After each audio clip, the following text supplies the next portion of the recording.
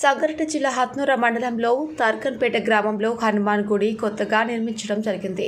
తర్కన్పేట గ్రామంలో నవగ్రహాల ప్రతిష్ఠ చేయడం జరిగింది మరియు కోలాటం చేయడం, ఆటపాటలతో సంతోషం వ్యక్తం చేశారు.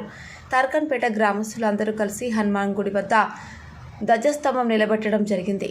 అందుకు హనుమాన్ యువజన సంఘం వారు మరియు గ్రామస్తులు అందరూ కలిసి విజయవంతం చేశారు.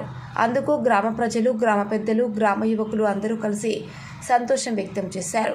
హనుమాన్ యువకులు మరియు గ్రామ పెద్దలు కలిసి గ్రామ ప్రజలకు అన్న ప్రసాద కార్యక్రమం చేశారు. అలాగే జై శ్రీరామ్, జై జై శ్రీరామ్ అంటూ నినాదాలు పలికి, అలాగే జై హనుమాన్, జై జై హనుమాన్ అంటూ నినాదాలు చేశారు.